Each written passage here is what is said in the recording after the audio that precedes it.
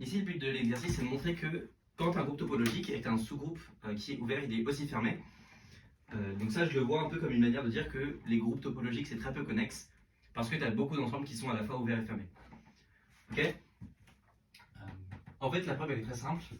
L'idée, c'est que dans un groupe topologique en général, pas forcément métrique, tu n'as que la multiplication par A, si je prends A dans G, qui est une bijection de G. Ok, c'est une bijection d'inverse multiplication par 1 moins 1 forcément.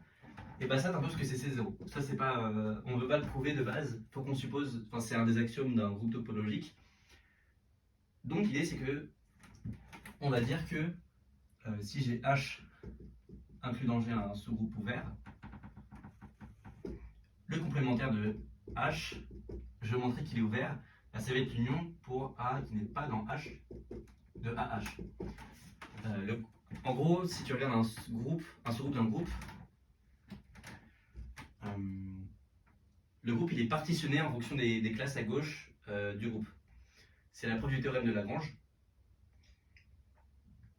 En particulier, ça on veut montrer que si on montre que ça c'est ouvert, on a que ça serait ouvert et ça serait terminé. Mais en fait ça c'est ouvert parce que c'est exactement l'image réciproque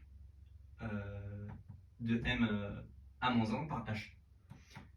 On pourrait dire que c'est l'image de H par la multiplication par A, mais la multiplication par quelque chose de continu, enfin l'image par quelque chose de continu de quelque chose d'ouvert, c'est pas forcément ouvert.